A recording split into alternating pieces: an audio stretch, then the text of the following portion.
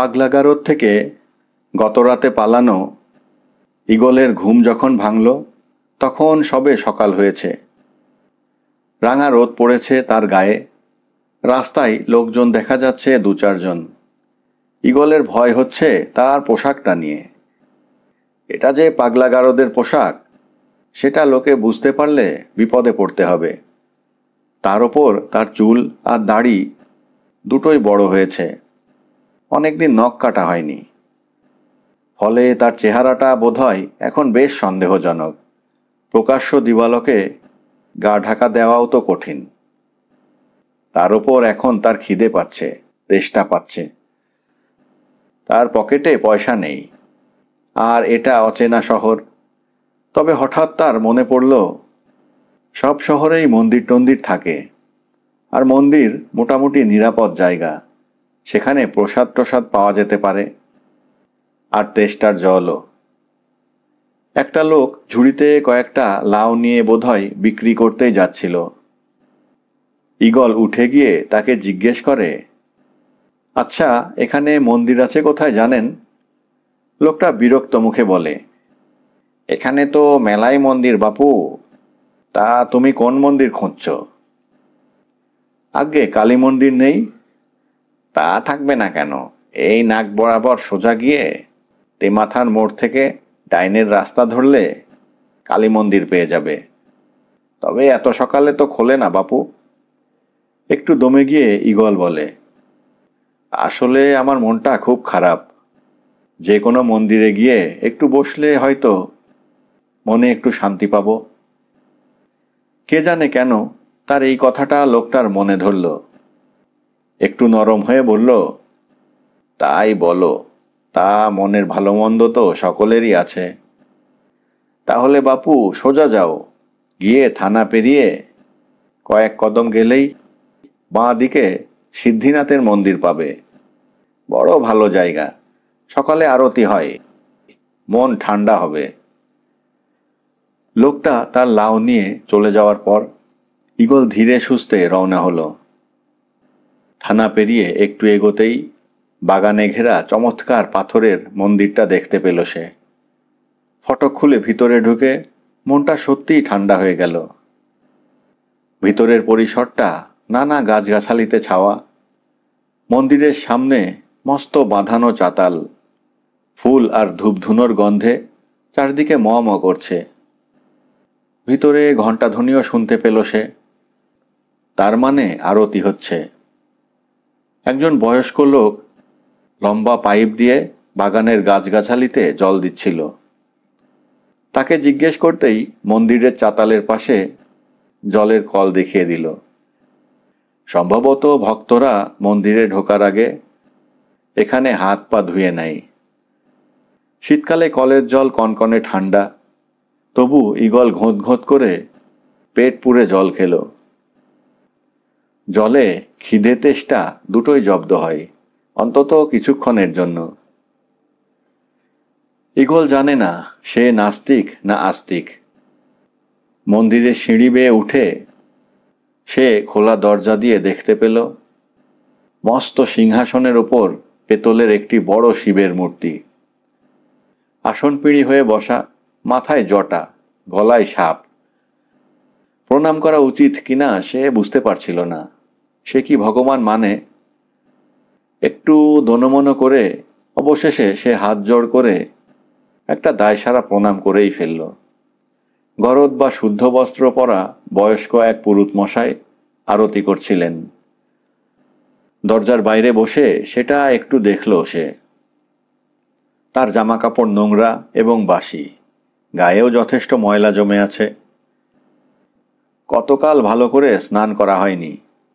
এই অবস্থায় বোধহয় মন্দির টন্দিরে ঢুকতে নেই। তাই সে আবার নেমে এসে বাঁধানো চাতালটার একধারে চুপ করে বসে রইল। গায়ে রোদের আরামদায়ক ওম লাগছিল। তার সামনে কোনো গন্তব্য নেই, পকেটে পয়সা নেই, মাথায় কোনো স্মৃতি নেই। তার ওপর সে একজন পলাতক। তাই এরপর কি করবে তা বুঝতে পারছিল না ঈগল। লম্বা হাতটা বাড়িয়ে একটা ঘাসের ডগা তুলে এনে আপন মনে চিবোতে লাগলো সে। একটু বাদে পুরুত মশাই নেমে এলেন। ঈগল উঠে দাঁড়িয়ে একটা নমস্কার করে বলল, ঠাকুর মশাই, আমার বড় খিদে পেয়েছে, একটু প্রসাদ কি পাওয়া যাবে? মধ্যবয়স্ক, ফর্সা এবং ভালো মানুষের মতন দেখতে পুরুত মশাই তার দিকে বিস্মিত চোখে কিছুক্ষণ চেয়ে থেকে বললেন, তোমার এমন অবস্থা কেন বাবা? তোমাকে দেখে তো ভালো ঘরের ছেলে বলে মনে হয়। ঈগল কি বলবে তা ভেবে না পেয়ে বলল, আমি একটু বিপদে পড়েছি কিনা। বুঝতে পেরেছি বাবা, বসো, আমি তোমার জন্য প্রসাদ নিয়ে আসছি। পুরুত মশাই আবার উপরে উঠে গেলেন। একটু বাদে দুটো শালপাতার বড় ঠোঙা নিয়ে নেমে এলেন। একটা ঠোঙায় গোটা চারেক সন্দেশ, দুটো কদমা, দুটো লাড্ডু, কয়েকটা বাতাসা আর এক খাবলা মিহিদানা। আর একটা ঠোঙায় কলা, কমলা লেবু, শশা, কয়েকটা আঙুর আর মুসুম্বি লেবুর টুকরো। এত ভালো আর এত বেশি পরিমাণের খাদ্যবস্তু বহুকাল দেখেনি ঈগল। কৃতজ্ঞতায় তার চোখে জল আসার জোগাড়। পুরুত মশাই সস্নেহে বললেন, তোমার মুখ দেখেই বুঝেছি যে তোমার খুব খিদে পেয়েছে। খাও বাবা, নিশ্চিন্তে বসে খাও, এখানে একটু বিশ্রামও নিতে পারো। ঈগল বহুকাল পরে পেট ভরে খেল। এত স্বাদের খাবার বহুকাল খায়নি সে। কোনো কালেও খেয়েছে কিনা তাও মনে পড়ে না। চাতালের মিঠে রোদে বসে সিঁড়ির নিচে পিলারটায় হেলান দিয়ে থাকতে থাকতে তার চোখ আবার একটু লেগে এসেছিল। হঠাৎ কে যেন তাকে একটা নাড়া দিয়ে ধমকে দিল। এই, তুমি কে বলো তো? এখানে বসে আছো কেন? ঈগল চোখ চেয়ে দেখল, তার সামনে 4-5টা ছেলে দাঁড়িয়ে আছে। হাবভাব একটু মারমুখো, গুন্ডামাস্তানও হতে পারে। সে একটু ভয় খেয়ে বলল, ঠাকুরমশাই আমাকে বসতে বলে গিয়েছেন, তাই একটু বসে আছি। ঠাকুরমশাই কি তোমাকে চেনেন? তুমি তার কে হও? ঈগল মাথা নেড়ে বলল, আমি ঠাকুরমশাইয়ের কেউ হই না, একটু জিরোতে এসেছিলাম। কালো এবং ষণ্ডা চেহারার একটা ছেলে একটু এগিয়ে এসে গম্ভীর গলায় বলল, তোমাকে তো এই টাউনে আগে কখনো দেখিনি, কোথা থেকে উদয় হলে বাপ? চেহারা দেখে তো স্মাগলার বা অ্যান্টি সোশ্যাল মনে হচ্ছে। ঈগল প্রমাদ গুনল, তার পোশাক বা চেহারার যা শ্রী হয়েছে তাতে লোকের এরকম সন্দেহ হতেই পারে। সে কাঁচুমাচু হয়ে বলল, না, আমি ওসব নই, বিশ্বাস করুন। আর একজন চোয়াড়ে চেহারার ছোকরা বলে উঠল, দুঘা দিলেই পেট থেকে আসল কথা বেরোবে, মনে হচ্ছে জেল থেকে পালিয়ে এসেছে। ঈগল বুঝল তার বলার মতো কথা আর কিছুই নেই। কি বললে ভালো হয় তা সে বুঝে উঠতে পারছে না। সে হাল ছেড়ে দিয়ে উঠে দাঁড়িয়ে খুব নরম গলায় বলল, আপনারা তাহলে আমাকে মারুন। এই কথায় ছেলেগুলো একটু থমকে গেল। নিজেদের মধ্যে নিচু স্বরে কি একটু বলাবলি করে নিল। তারপর ওদের মধ্যে বয়সে বড় ছেলেটি বলল, সেই ভালো, একে ক্লাব ঘরে নিয়ে চল, তখন বোঝা যাবে। প্রকাশ্যে না মেরে হয়তো ক্লাব ঘরে নিয়ে মারবে, এরকমই মনে হলো ঈগলের। মারধরকে তার বিশেষ ভয় নেই, মারধর তাকে প্রায় রোজই সহ্য করতে হয়। ভয় হলো এরা না তাকে আবার পাগলাগারদে ফেরত নিয়ে যায়। ক্লাব ঘরটা আসলে একটা জিমনেশিয়াম, মন্দির থেকে একটু দূরে। মিনিট 3 হাঁটা পথ। ছেলেগুলো একরকম ঘেরাও করে তাকে নিয়ে গিয়ে তাদের ক্লাব ঘরের একটা বেঞ্চে বসালো। ঈগল ক্লাব ঘরটা ঘাড় ঘুরিয়ে ঘুরিয়ে দেখছিল। আশ্চর্য এই যে জিমনেশিয়ামের যন্ত্রপাতিগুলো তার ভারী চেনা। ছাদের সিলিং থেকে রিং ঝুলে আছে, একদিকে প্যারালাল বার, আর একপাশে প্লাস্টিক শিটের ওপর বারবেল সাজিয়ে রাখা। কবজির ব্যায়ামের জন্য এক্সারসাইজার, ঘুষি মারার জন্য পাঞ্চিং ব্যাগ, সবই তার ভীষণ পরিচিত। ছেলেগুলো কোথা থেকে একজন 30-35 বছর বয়সী স্বাস্থ্যবান লোককে ডেকে নিয়ে এলো। তার যেমন দশাশয় চেহারা, তেমনি চোমড়ানো মোচ। তাকে বিশুদা বলে ডাকছিল সবাই। সেই কালো ছেলেটা বলল, দেখুন তো বিশুদা, এই ছেলেটাই নাকি। বিশু নামক লোকটি তাকে আপাদমস্তক ভালো করে দেখে নিয়ে বলল, না, এ নয়, একে কোথায় পেলি তোরা? সিদ্ধিনাথ মন্দিরে বসেছিল। বিশু তার দিকে চেয়ে বলল, তোমার নাম কি হে? ঈগল রাই। ঈগল? বলো কি হে, ছদ্মনাম ধরেছ নাকি? সবাই অল্প বিস্তর হাসছে তার ঈগল নাম শুনে।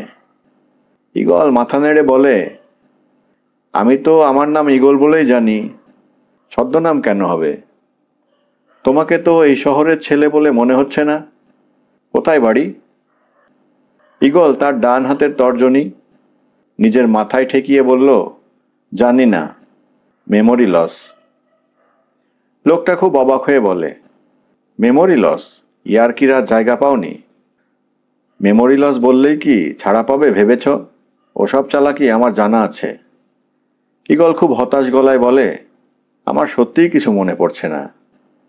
মা বাবা বাড়িঘর কিচ্ছু না, এমনকি ঈগল নামটাও আমার আসল নাম কিনা তাও বলতে পারবো না। তাহলে এই শহরে কি করে এসে জুটলে চাঁদু?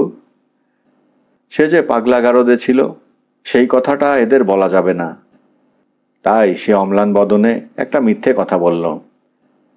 আমি কোথা থেকে যেন ট্রেনে চেপে চলে এসেছি, কি করব কোথায় যাব কিচ্ছু জানি না। কোথা থেকে এসেছো তা মনে নেই? মাথা নেড়ে ঈগল বলল, না, মনে পড়ছে না। বিশু আচমকা ডান হাতে তার বাঁ গালে ঠাসিয়ে একটা চড় কষালো, যাতে শব্দটা হলো বজ্রপাতের মতো। তারপর বলল, এবার মনে পড়ছে?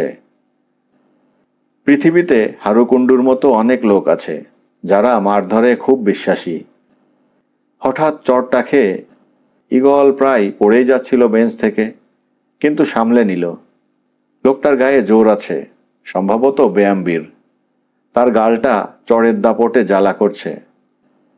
সে খুব নরম গলাতেই বলল, সত্যি বলছি, আমার কিছুই মনে পড়ছে না। আপনারা ইচ্ছে করলে আমাকে আরও মারতে পারেন। লোকটা হাঁ করে অবাক হয়ে তার দিকে একটু চেয়ে থেকে বলল, জোশ আছে দেখছি। আমার চড় খেয়েও বসে থাকতে পারা তো কম কথা নয়। গালে একবার হাতও বোলালে না দেখছি। তার মানে তুমি গভীরতর জলের মাছ। ঈগল এবার তার চারপাশে তাকিয়ে দেখল ছেলেগুলো তার দিকে কঠিন চোখে তাকিয়ে আছে। সে বুঝতে পারছে এদের হাত থেকে তার পরিত্রাণ নেই। অসহায় মুখে সে শুধু বলে, আমি ওরকম নই। বিশু এবার অন্যদের দিকে চেয়ে বলল, একে প্যারালাল বারের সঙ্গে ভালো করে বেঁধে রাখ। আমি থানায় খবর দিচ্ছি। শহরে চুরি ছিনতাই ডাকাতি ভীষণ বেড়েছে। এই ছোকরাকে আমার সুবিধের লোক বলে মনে হচ্ছে না। জঙ্গি বা ফেরারি আসামিও হতে পারে। পুলিশের হাতে দেওয়াই ভালো। তোরা কি বলিস? সবাই প্রায় সমস্বরে বলে উঠল, সেটাই ভালো হবে বিশুদা। শুধু একটা পুঁচকে রোগা আর ফর্সা মতো ছেলে বলে উঠল, একে দেখে কিন্তু আমার খুব খারাপ লোক বলে মনে হচ্ছে না বিশুদা। টেম্পোরারি ডিমেনশিয়া হতেও পারে। বিশু ছেলেটার দিকে চেয়ে বলল, তোর বাবা ডাক্তার বলে খুব পণ্ডিত হয়ে গেছিস নাকি? গতকাল আমার বোনের ব্যাগ ছিনতাই হয়েছে কাছাড়ির মোড়ে। 3 দিন আগে অনিমেষ পালের বাড়িতে দিনে দুপুরে ডাকাতি হয়ে গেছে। থানা থেকে বলেছে এরা সব বাইরে থেকে আসা লোক, শহরের চেনা ক্রিমিনাল নয়। এখন অচেনা লোক মানেই সন্দেহজনক। ছেলেটা চুপ করে গেল। মুশকিলে পড়ল ঈগল। পুলিশের হাতে পড়লেও আবার সেই লকআপে আটকে থাকা। আর পুলিশের কাছে পাগলাগারদ থেকেও নিশ্চয়ই তার নিরুদ্দেশের ডায়েরি করবে। আবার ধরা পড়তে হবে তাকে। এত কষ্ট করে পালানোর কোনো মানেই থাকবে না।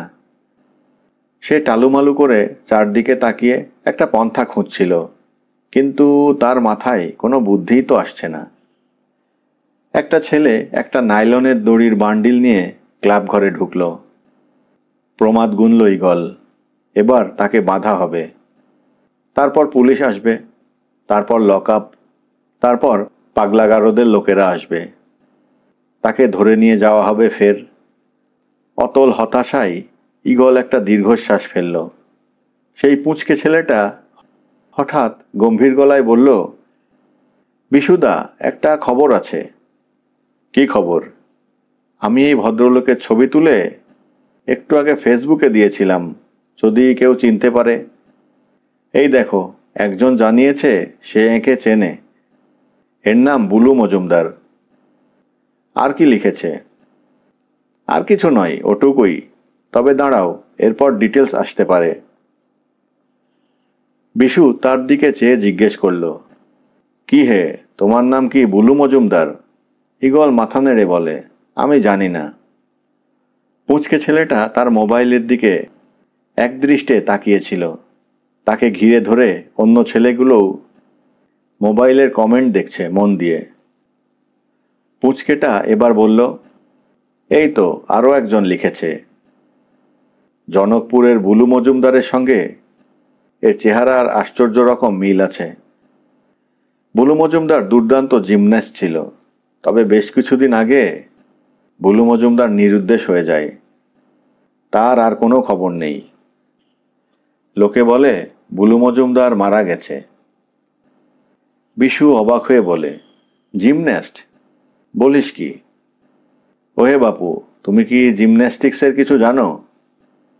ঈগল তার চারদিকে আরও একবার চেয়ে দেখল, তারপর বলল, না, আমার এখন কিছুই মনে পড়ছে না। তবে এই জিনিসগুলো আমি চিনি। এই বারবেল, প্যারালাল বার, রিং, পোমেলড হর্স, ডাম্বেল। পুঁচকে ছেলেটা তার মোবাইলের দিকেই চেয়ে আছে এক দৃষ্টে।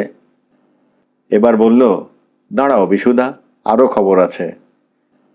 কি খবর বলবি তো? সমর ঘোষ নামে একজন লিখেছে।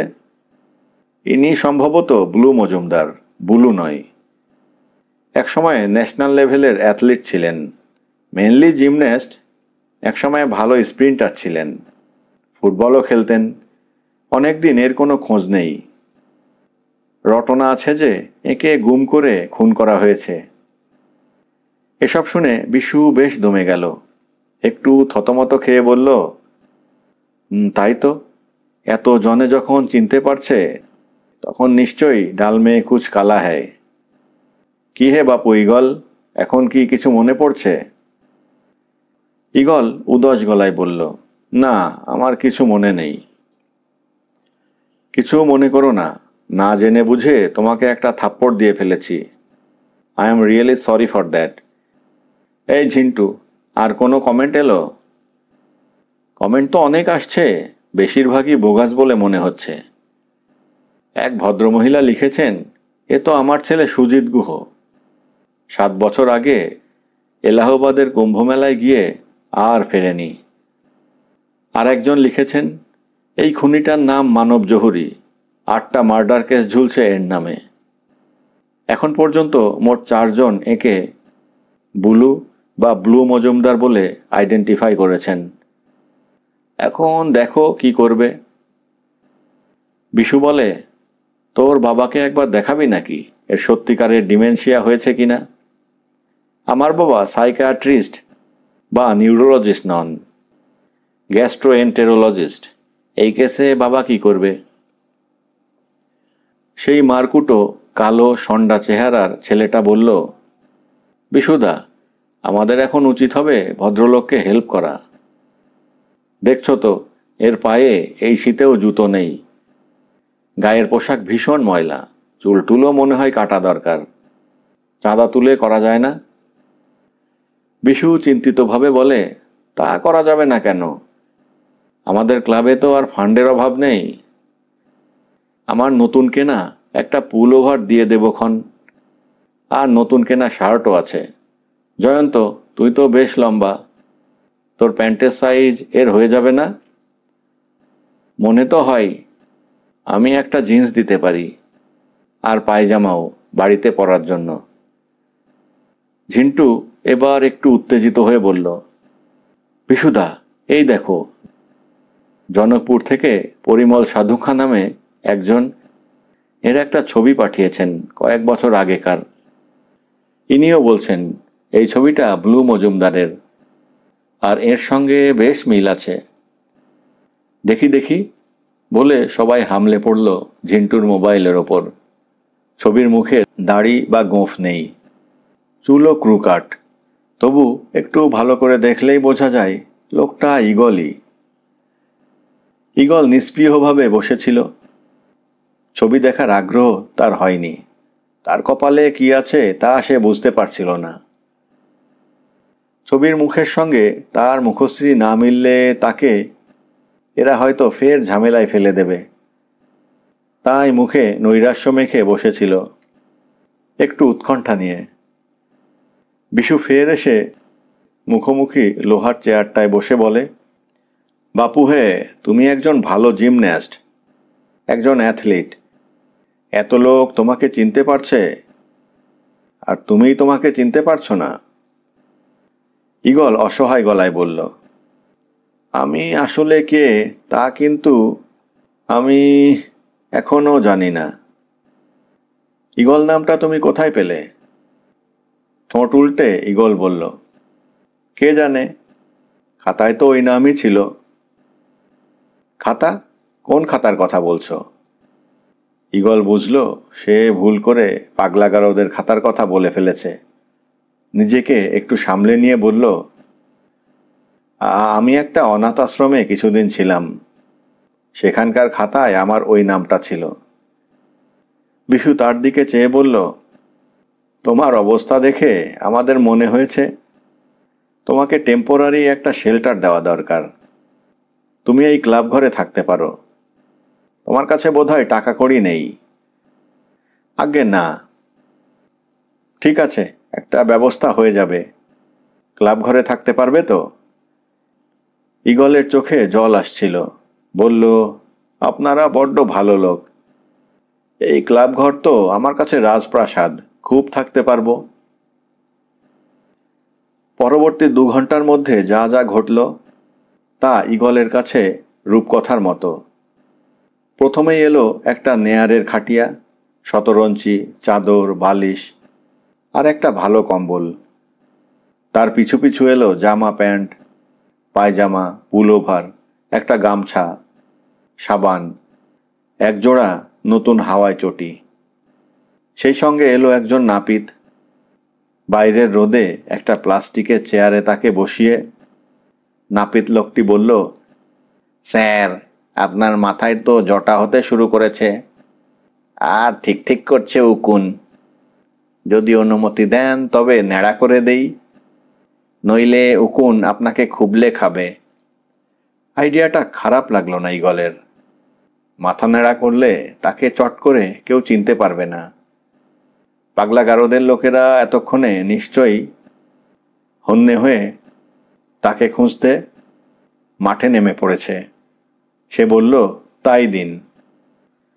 মাথা ন্যাড়া করা হলো, দাড়ি গোঁফ চেঁছে ফেলা হলো, নেল কাটার দিয়ে বড় বড় নখ কেটে ফেলা হলো। নাপিতের হাত আয়নায় নিজেকে চিনতেই পারছিল না ঈগল। হারুকুণ্ডু বা তার দলবলও চিনতে পারবে বলে মনে হয় না। ক্লাব ঘরের বাথরুমে ঢুকে আজ ইচ্ছে মতো সাবান দিয়ে স্নান করল সে।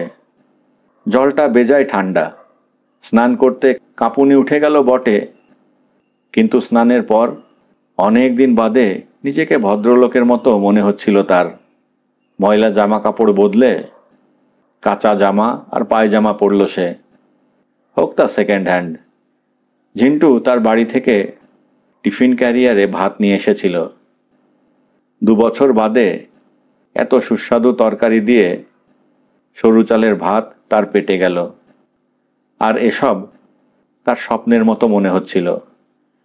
খাওয়ার সময় ঝিন্টু বলল, সকালে আপনাকে ভ্যাগাবন্ডের মতো লাগছিল, এখন আপনাকে বেশ হ্যান্ডসাম লাগছে, চেনাই যাচ্ছে না। ঈগল একটা দীর্ঘশ্বাস ফেলল। সে দেখতে কেমন তা সে ভুলেই গেছে। সন্ধেবেলা যখন ক্লাব ঘরে কয়েকজন ব্যায়াম করতে এলো, তখন তার নেয়ারের খাটে বসে জুলজুল করে দেখছিল ঈগল। রিংয়ে উঠে একজন গ্রেট সার্কেল করছিল, একজন প্যারালাল বারে উঠে ঝুল খেয়ে রিভার্স করছে। জয়ন্ত নামে ছেলেটা তার দিকে চেয়ে বলল, একটু চেষ্টা করে দেখবেন নাকি? ঈগল ভয় খেয়ে বলল, আমি কি পারবো? দেখুন না একটু চেষ্টা করে। ঈগলের আবছা মনে পড়ছিল, কোনোকালে সে এইসব যন্ত্রপাতি নিয়ে কসরত করেছে, কিন্তু কোথায় এবং কবে তা বুঝতে পারছিল না। ভয় এবং দ্বিধা নিয়েই সে উঠে পড়ল। একটা লাফ দিয়ে উঠে রিংটা ধরে ঝুলে থাকলো কিছুক্ষণ। কসরত করার উপযুক্ত পোশাক তার পরনে নেই, তবু একটা ঝুল খেয়ে সে গ্রেট সার্কেল করতে চেষ্টা করল। প্রথম দুবার হলো না, তারপরের বার দিব্যি পেরে গেল। তবে হাঁফ ধরে যাচ্ছে, হাত ভেরে আসছে। সবাই হাঁ করে দেখছিল তাকে, অবাক দৃষ্টি। জয়ন্ত বলে উঠল, আরে আপনি তো একজন এক্সপার্ট। আর একজন ছমছমে চেহারা ছেলে বলল, আপনার প্র্যাকটিস নেই বটে, কিন্তু আপনি তো ভালোই জানেন। এরপর একটু প্যারালাল বারেও উঠতে হলো তাকে। হাঁপ ধরে যাচ্ছিল বটে, কিন্তু সামান্য কিছুক্ষণ সে সবাইকে প্রায় চুপ করিয়ে রাখল তার অনায়াস দক্ষতায়। প্রচুর প্রশংসা আর পিঠ চাপড়ানো জুটল তার। বহুদিন পর মনটা একটু ফুরফুরে লাগছে ঈগলের।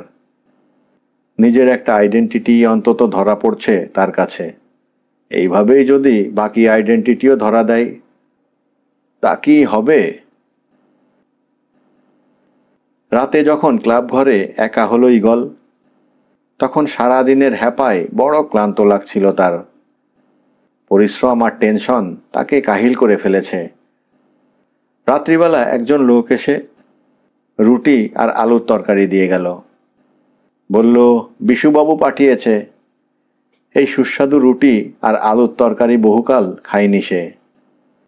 পেট ভরে খেয়ে সে 10টা না বাজতেই শুয়ে পড়ল। ঘুমও এসে গেল তৎক্ষণাৎ। ঘুমটা আচমকা ভাঙল মধ্যরাতে। দরজায় কে বা কারা যেন জোরে জোরে ধমধম করে চাপড় মারছে। চমকে উঠে বসল ঈগল। বুকটা ধড়ধড় করছিল তার। শঙ্কিত গলায় সে বলল, কে? ভারী এবং গম্ভীর একটা গলায় কে যেন বলল, দরজা খোলো, আমরা পুলিশ। পুলিশ শুনে ভারী দমে গেল ঈগল। সর্বনাশ! তাহলে তো পাগলাগারদ থেকেই পুলিশে খবর দেওয়া হয়েছে। এরা কি তাকে ফের ওখানে ফেরত নিয়ে যাবে? ভয়ে আর সাড়া দিল না সে। চুপ করে বসে রইল। সে যতদূর জানে এই ক্লাব ঘরের একটাই দরজা। বেরোনোর আর কি কোনো রাস্তা আছে? মনে পড়ল না। অন্ধকারে চুপ করে কিংকর্তব্য বিমূঢ় হয়ে বসে রইল সে। ওদিকে দরজায় ধাক্কা জোরালো হচ্ছে। ওই একই গলায় কে যেন হুমকি দিয়ে বলছে, ভালো চাও তো দরজা খোলো, নইলে আমরা দরজা ভেঙে ফেলবো কিন্তু। হঠাৎ ঈগলের একটা মরিয়া ভাব এলো। এত কষ্টে পাওয়া স্বাধীনতা কি এত সহজে বিসর্জন দিতে হবে? পুলিশ তো কি হয়েছে, পুলিশের কাছেই বা সে ধরা দেবে কেন? ফের ওই পাগলাগারদে ফিরে যাওয়ার প্রশ্নই নেই, মরে গেলেও না। তার শিয়রের দিকটাই ক্লাব ঘরের এক কোণে ক্রিকেটের সরঞ্জাম আছে, দেখেছিল সে। আগে সে পুলোভারটা পরে নিল, পালাতে হলে এটা দরকার হবে। তারপর অন্ধকারে উঠে গিয়ে ঘরের কোণাটায় হাতড়ে হাতড়ে ক্রিকেটের সরঞ্জামের মধ্যে একটা ভারী ব্যাট পেয়ে গেল সে। আপাতত এতেই তার কাজ হয়ে যাবে। ব্যাটটা হাতে নিয়ে সে ফের বিছানায় এসে প্রস্তুত হয়ে বসে রইল। বাইরে নিচু গলায় কারা যেন শলা পরামর্শ করছে, করুক। দরজা ভাঙলে সে ছেড়ে কথা কইবে না। এখন সে মরিয়া। বাইরে একটু চুপচাপ। তারপর হঠাৎ দমাস করে কে যেন কাঠের দরজাটায় একটা লাথি মারল। ক্লাব ঘরের দরজা খুব একটা মজবুত হওয়ার কথা নয়। এক লাথিতেই কেমন যেন কাঠ ফাটার মতো শব্দ হলো। পরের লাথিটাতেই দরজা ভেঙে পড়ে যাবে। ঈগল নিঃশব্দে উঠে গিয়ে দরজার এক পাশটিতে দাঁড়ালো। হাতে দৃঢ় মুষ্টিতে ধরা ভারী ক্রিকেট ব্যাটটা। হিসেব করে মারতে হবে। সে তো মানুষ খুন করতে চায় না। ভারী ব্যাটের ঘা বেকায়দায় লেগে গেলে মানুষ মরেও যেতে পারে। তৃতীয় লাথিটায় দরজাটার ছিটকিনি আর খিল দুটোই উড়ে গিয়ে একটা পাল্লা ভেতরে ঝুলে পড়ল, আর একটা দরজা ঠাস করে ভিতরের দেওয়ালে গিয়ে লাগলো। তারপর একটা জোরালো টর্চের আলো এসে ঘরের ভেতরে পড়ল। কয়েক সেকেন্ড পরে ওভারকোট পরা একজন লম্বা চওড়া লোক একটু কোলকুঁজো হয়ে ভেতরে ঢুকে এলো। তার হাতে একটা টর্চ আর অন্য হাতে একটা ডান্ডা গোছের জিনিস। ঈগল অগ্র পশ্চাৎ বিবেচনা করল না। ব্যাটটা তুলে বিদ্যুৎ গতিতে বসিয়ে দিল লোকটার ডান হাঁটুতে। শব্দটা হলো জবরদস্ত, মালাই চাকি ভেঙে যাওয়ার কথা। সেই জোরালো মারে লোকটা আঁক করে একটা আর্তনাদ ছেড়ে দুহাতে হাঁটুটা জড়িয়ে মেঝেতে গড়াগড়ি খেতে লাগলো। হাত থেকে একটা লোহার রড খসে পড়ে গেল মেঝেতে ঝনঝন শব্দে, সেই সঙ্গে টর্চটাও। দ্বিতীয় লোকটা বোধহয় ব্যাপারটাই হকচকিয়ে গিয়ে কি হলো বলে ভেতরে ঢুকতেই তার বাঁ কাঁধে ব্যাটটা সজোরে বসিয়ে দিল ঈগল। শরীরের যে কোনো অঙ্গে জোরালো চোট হলে সমস্ত শরীরই অকেজো হয়ে যায়, উল্টে কিছু করা যায় না। দ্বিতীয় লোকটা জখম কাঁধটা অন্য হাত দিয়ে চেপে ধরে বাপ রে বলে বসে পড়ল। এরও এক হাতে লোহার রড ছিল, সেটাও খসে পড়ে গেল মেঝেতে। সাবধানের মার নেই, তাই ঈগল অন্ধকারেই যতদূর সম্ভব লক্ষ্য স্থির করে লোকটার ডান কাঁধেও একটা মোক্ষম ঘা বসিয়ে দিল। আত্মরক্ষার জন্য এটুকু তাকে করতেই হতো। বাইরের রাস্তায় আরও একজন আছে, বুঝতে পারছিল ঈগল। সেই লোকটা চেঁচিয়ে বলল, কি হলো তোদের? ঠকে দে বেটাকে, শেষ করে দে। তাকে আর ভেতরে ঢুকতে দিল না ঈগল। এক লাফে বাইরে বেরিয়ে লোকটার মুখোমুখি হয়েই সে ব্যাটটা আড়াআড়িভাবে চালিয়ে দিল। যেখানেই লাগে লাগুক। লোকটা তাকে দেখেই একটা কিছু অস্ত্র তুলেছিল মারবে বলে। রাস্তার ক্ষীণ আলোয় মনে হলো হাসুয়া, কিন্তু তার আগেই ঈগলের মারে লোকটার হাত থেকে হাসুয়া জাতীয় অস্ত্রটা খসে ছিটকে এলো ঈগলের পায়ের কাছে। তারপর ঈগল আর সামলাতে পারল না নিজেকে। গুন্ডাটার শরীরের দুপাশে এলো পাথাড়ি কয়েকটা ঘা বসিয়ে দিল সে। হতভম্ব লোকটা কিছু বুঝে ওঠার আগেই লুটিয়ে পড়ল মাটিতে। তারপর বাপরে মা রে বলে চিৎকার করতে লাগলো। এরা পুলিশ কিনা বুঝতে পারল না ঈগল। কারো পরনে পুলিশের পোশাক নেই, এবং পুলিশ লোহার রড বা হাসুয়া নিয়ে বেড়ায় না বলেই জানে সে। ঈগল যথেষ্ট ভয় পেয়েছে। মারপিট করা তার কাজ নয়। এরা কেনই বা তার ওপর চড়াও হলো তাও বুঝতে পারছে না সে। অন্ধকারে যেটুকু দেখেছে তাতে এদের পাগলাগারদের লোক বলে মনে হয় না। পুলিশের লোকও নয়। তবে এরা কারা?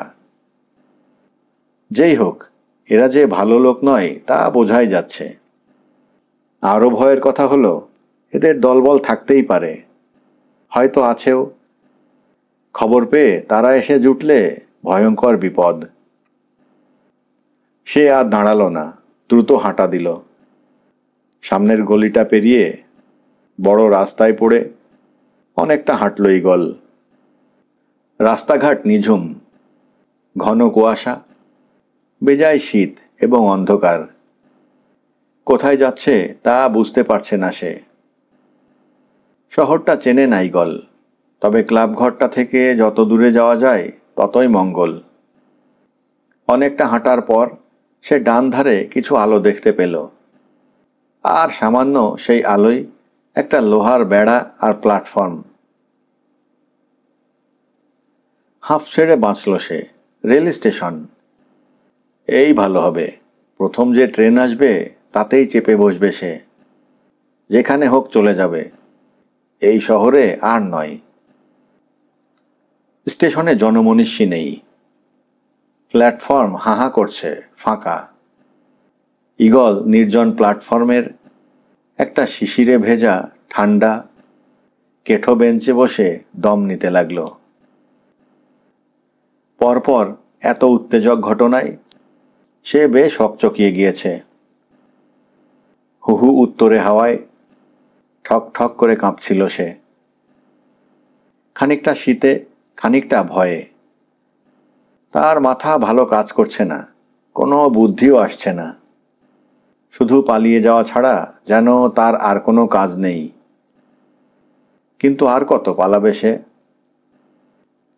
অনেকক্ষণ বসে থেকেও কোনো ট্রেন আসার লক্ষণ দেখল না ঈগল। আজ রাতে হয়তো ট্রেন নেই। এটা হয়তো খুব ছোট আর এলেবেলে একটা স্টেশন। তবু অপেক্ষা করা ছাড়া উপায় বা কি? বসে বসে একটু ঢুলুনি এসে গিয়েছিল তার। কাল রাত থেকে ঘুম হয়নি। তার ওপর এত হুজ্জত, ঢুলুনি আসার আর কি দোষ? কতক্ষণ কেটেছে কে জানে। হঠাৎ বেঞ্চের হাতলে রাখা বাঁ হাতটা হড়কে যাওয়ায় চমকে উঠে তার চটকাটা ভেঙে গেল। ফের সোজা হয়ে বসল সে। তারপর হঠাৎ ভারী অবাক হয়ে দেখল, সামনে হাত কয়েক তফাতে আবছা অন্ধকারে কুয়াশার মধ্যে একটা সাদা রঙের টুপি শূন্যে ভেসে আছে। এ টুপি চেনে সে, ফেডোরা।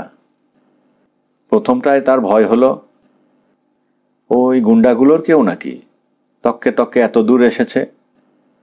কিন্তু প্ল্যাটফর্মের মৃদু আলোয় ঠাহর করে দেখল, টুপির নিচে কোনো লোকই দেখা যাচ্ছে না। শুধু একটা টুপি ভেসে আছে। মাধ্যাকর্ষণের নিয়ম অনুযায়ী এরকম হওয়ার কথা নয়, তাই ভারী অবাক হয়ে চেয়েছিল সে। টুপিটা স্থির হয়ে আরও কিছুক্ষণ ভেসে রইল। তারপর নিঃশব্দে হঠাৎ যেন হাওয়ায় মিলিয়ে গেল। ঘটনাটার মাথামুন্ডু কিচ্ছু বুঝতে পারল না ঈগল। হয়তো ঘুমের ঘোর এখনো ঠিকমতো কাটেনি বলেই ভুলভাল দেখছে। এই ভেবে ঈগল ফের চোখ বুজে ফেলল। হঠাৎ খুব কাছে তার ডান পাশ থেকে কে যেন চাপা মোলায়েম গলায় বলে উঠল, স্যার কিছু দেখলেন? চমকে উঠে ঈগল দেখে বেঞ্চে তার পাশেই একজন ছোটখাটো চেহারার লোক বসে আছে। গায়ে ফুলহাতা সোয়েটার, মাথায় বাঁদুরে টুপি, গলায় একটা মাফলার। লোকটা কোথা থেকে হঠাৎ উদয় হলো কে জানে। সে সন্দিহান গলায় জিজ্ঞেস করল, আপনি কে? আমি হলুম গনা। কিছু কি দেখতে পেলেন স্যার? ঈগল আমতা আমতা করে বলল, হ্যাঁ, কি যেন একটা দেখলাম। মনে হলো একটা টুপি। তবে আমার মনে হচ্ছে আমি ভুল দেখেছি, হ্যালুসিনেশন। লোকটা একটা দীর্ঘশ্বাস ফেলে মাথা নাড়া দিয়ে বলে, না স্যার, দুজন কি একসঙ্গে ভুল দেখতে পারে? সেই কুসুমপুরের জলা থেকে ওই টুপির পেছনে ছুটতে ছুটতে এই এত দূর এসেছি। ঈগল কিছু বুঝতে পারছে না। লোকটার দিকে বুড়বকের মতো কিছুক্ষণ চেয়ে থেকে বলল, টুপির পিছনে ছুটছেন কেন? ছুটবো না বলেন কি স্যার? ওটা কি এলেবেলে টুপি ভাবলেন নাকি? এই গনা দাস আজগুবি জিনিসের পিছনে ছোটে না। চোর হতে পারি কিন্তু বোকা নই। ঈগল অবাক হয়ে বলে, আপনি কি চোর নাকি? গনা একটু চুপ করে থেকে যেন কিছু ভাবল। তারপর একটা গভীর শ্বাস ফেলে বলল, পেটে বিদ্যে নেই যে চাকরি বাকরি করব। মাথায় তেমন বুদ্ধি নেই যে ব্যবসা বাণিজ্য করে 2 পয়সা কামাই। গতরে খেটে যে খাবো তা লোকে তো কাজকর্মই দিতে চায় না মশাই। চুরি কি আর সাধে করতে হয় স্যার? ঈগল সমব্যথীর মতো বলল, তাও তো বটে। তবে আর বেশি দিন নয়, ওই টুপির কল্যাণে এবার হিললে একটা হয়ে যাবে বলেই মনে হয়। তখন এই গণাদাসকে আর পাইকে। ঈগল ভারী অবাক হয়ে বলল, টুপির কল্যাণে? কথাটা ঠিক বুঝতে পারলাম না তো। গনা গলাটা আর একটু নামিয়ে বলল, যার তার টুপি নয় স্যার, ও হলো এলিয়েন সাহেবের টুপি। এলিয়েন সাহেব? সেটা আবার কে বলুন তো? গনা কানের কাছে মুখটা এনে ফিসফিস করে বলল, অত ভেঙে বলা যাবে না মশাই, তবে ওরা সব বহির্বিশ্বের লোক। হয় কে নয় করতে পারেন, নয় কে হয়, বুঝলেন কিছু? না তো। বুঝবেনও না। চলি স্যার। এই বলে গনা উঠে রওনা দিয়েও হঠাৎ আবার ফিরে এসে সন্দিহান গলায় বলল, আচ্ছা, আপনাকে খুব চেনা চেনা কেন লাগছে বলুন তো? ঈগল সতর্ক হয়ে গিয়ে বলল, না না, আমাকে আপনার চেনার কথা নয়, আমি এদিককার লোক নই। গনা একদৃষ্টে তার দিকে খানিকক্ষণ চেয়ে থেকে একটা ঝোড়ো শ্বাস ফেলে বলল, হ্যাঁ, কপালের দোষে আমি একজন পাকা চোর হয়ে উঠতে পারিনি বটে, কিন্তু একজন ভালো চোর হওয়ার মতো অনেক গুণ আমার ভিতরে ঠিকই ছিল মশাই। তার মধ্যে একটা হলো চোখ। আমি একবার যা দেখি তা সহজে ভুলি না। আপনি ন্যাড়া হয়েছেন, গোঁফদাড়ি চেঁচে ফেলেছেন বলেই কি আমার চোখকে ফাঁকি দিতে পারবেন? আপনি হলেন সরকারি পাগলাগারদের 19 নম্বর পেশেন্ট ঈগল রায়, ঠিক কি না?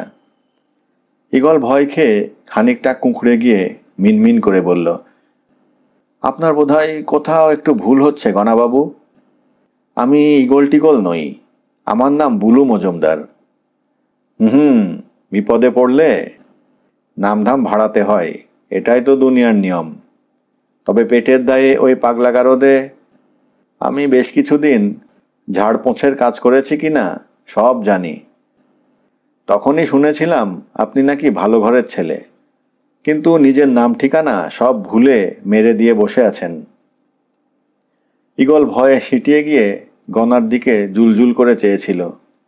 গনা দুঃখের গলায় বলল, আর কিছুদিন টিকে থাকতে পারলে ইন্দুমতি ঠাকুরন এতদিনে আপনাকে পাগলাগারদের বাজার সরকার করে দিতেন।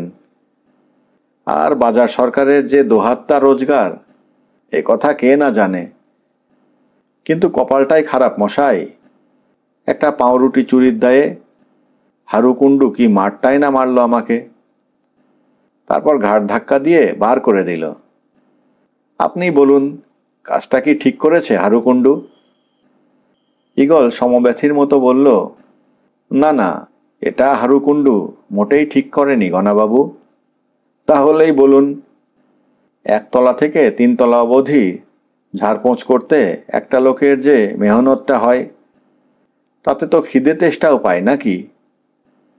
তাই হাত ছিপ্পু করে ওই পাউরুটি আর রাজুর গুড়ের কৌটো থেকে 1 ঢেলা গুড় নিয়ে গিয়ে ছাদে বসে টাউ টাউ করে মেরে দিয়েছিলাম বটে। এমন কি অন্যায় হয়েছিল বলুন তো? কিন্তু তার বাবদে ওরকম উস্তম কুস্তম মারতে হয়? ক্ষমা ঘেন্না বলেও তো একটা কথা আছে নাকি? এদেশেই কি গান্ধী বাবা জন্মাননি? অহিংসা অহিংসা করে এত যে গলা শুকোলেন, তাতে কোনো লাভ হলো মশাই? তা তো বটেই। তা পাগলাগারদ থেকে আপনার কি ছুটি হয়ে গেছে নাকি ঈগলবাবু? বাড়ি যাচ্ছেন বুঝি? হ্যাঁ, অনেকটা ওই রকমই। কিন্তু রাত্রিরে তো ট্রেন নেই স্যার। পরের আপগাড়ি টিকিয়ে টিকিয়ে আসতে সেই কাল দুপুরবেলা, তাও যদি টাইমে আসে। আর ডাউন গাড়ি তো আরও দেরিতে। ততক্ষণ খোলা প্ল্যাটফর্মে বসে থাকবেন নাকি? নেড়া মাথায় তো ঠান্ডা লেগে যাবে মশাই। কাঁচুমাচু করে ঈগল বলল, না, কি আর করা যাবে বলুন, কপালে একটু কষ্ট আছে বুঝতে পারছি। গনা দাঁড়িয়ে দাঁড়িয়ে বাঁদুরে টুপির ওপর দিয়েই একটু মাথা চুলকানোর চেষ্টা করল। তারপর বলল, আপনি তো আমাকে বেজায় বেকায়দায় ফেলে দিলেন মশাই।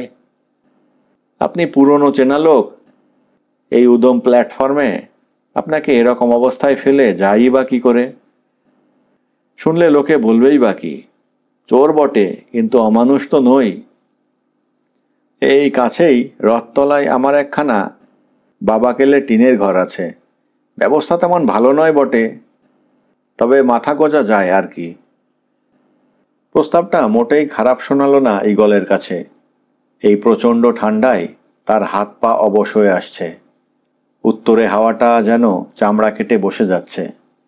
অবশ্য মুখে ভদ্রতা করে বলল, আরে না না, আমার জন্যে আপনি কেন কষ্ট করবেন গনাবাবু? আমি কোনো রকমে এখানে বসে কাটিয়ে দিতে পারবো। গনা একগাল হেসে বলল, আমার আর কষ্ট কি?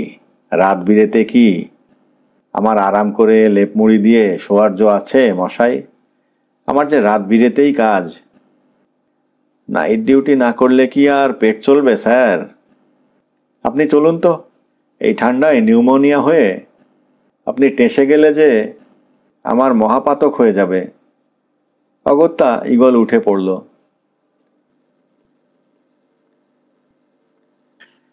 গনার ঠেক খুব একটা খারাপ নয়।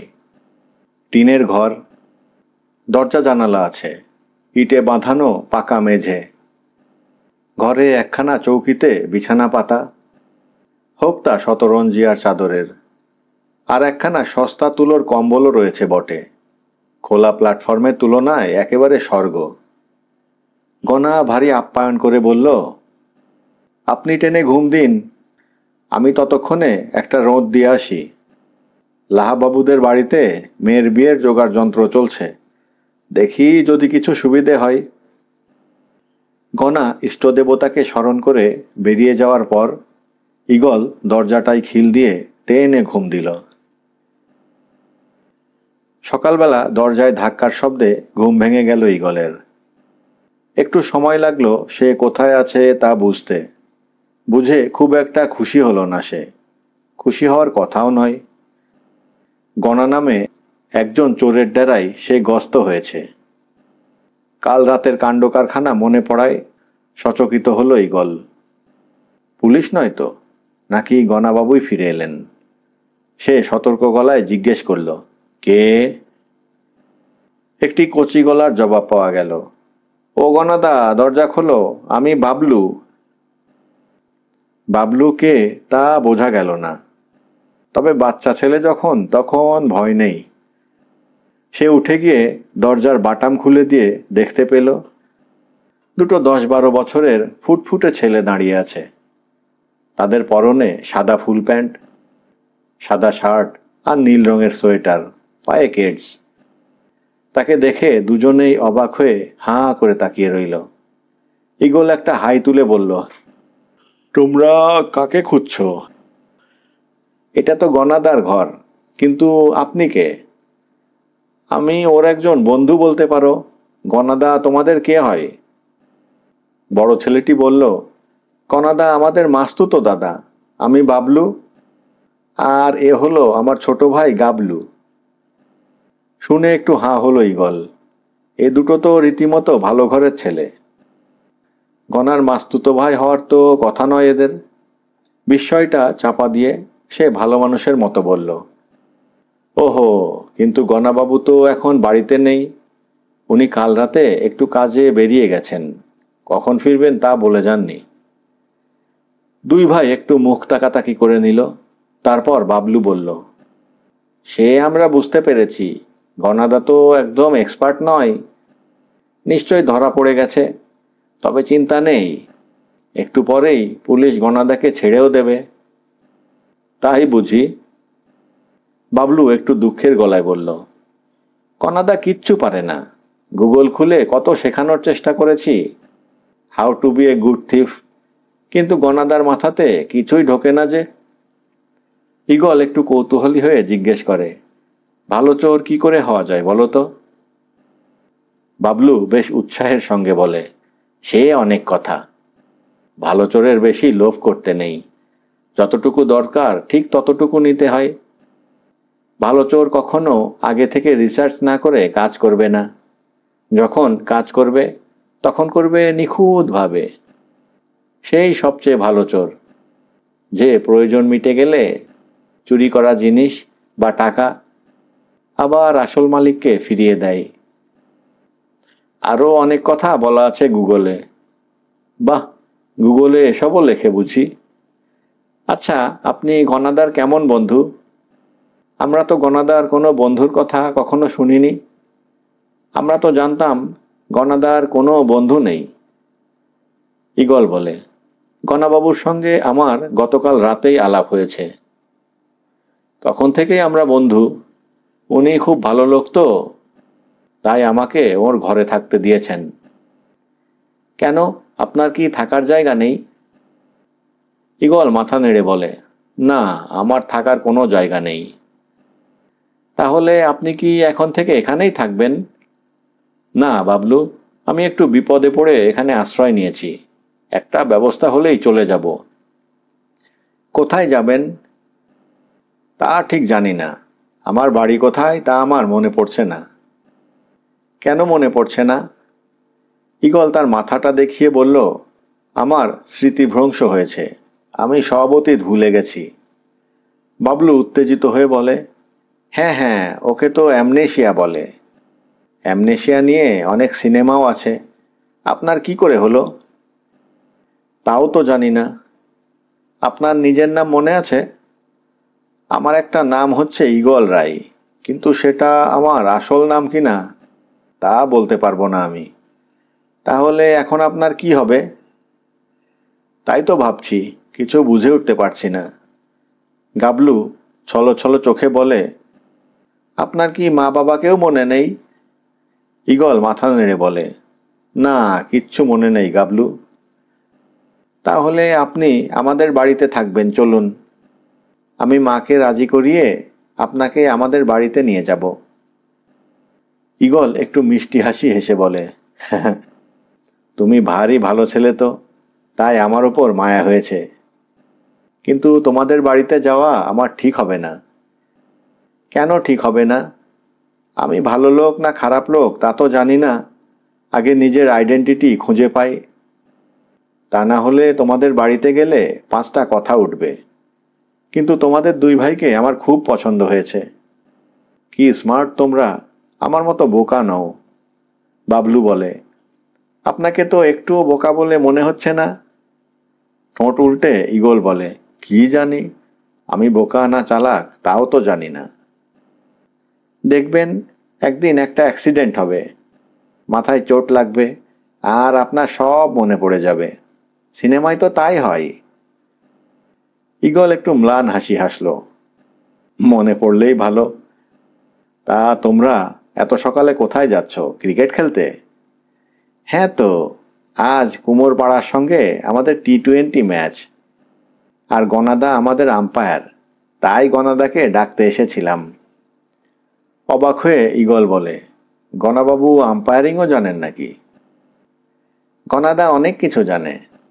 আম্পায়ারিং জানে, হোমিওপ্যাথি জানে, ইলেকট্রিকের ফিউজ সারাতে পারে, হাওয়াই চপ্পলের স্ট্র্যাপ ছিঁড়ে গেলে নতুন স্ট্র্যাপ লাগিয়ে দিতে পারে। মায়ের চশমার ডাঁটি ভেঙে গিয়েছিল, গণাদাই তো জুড়ে দিল। বাহ, গণাবাবুর তো অনেক গুণ। আপনি কখনো ক্রিকেট খেলেছেন? খেলেছি হয়তো, এখন মনে নেই, সব ধুধু। বাবলু করুণ মুখ করে বলল, আসলে আমাদের একজন আম্পায়ার খুব দরকার। বড়রা কেউ আম্পায়ার না হলে ছোটরা মানতে চায় না, খুব ঝগড়া লেগে যায়। আপনি আম্পায়ার হবেন? ঈগল এই প্রস্তাবে থতমত খেয়ে গেল। সে কি কখনো ক্রিকেট খেলেছে? ক্রিকেটের কিছু কি সে জানে? কাল রাতে সে ক্রিকেট ব্যাটকে অন্য একটা কাজে লাগিয়েছিল বটে, কিন্তু সেটা তো আর ক্রিকেট খেলা নয়। সে কাঁচুমাচু হয়ে বলে, কিন্তু আমি যদি ভুল করে ফেলি?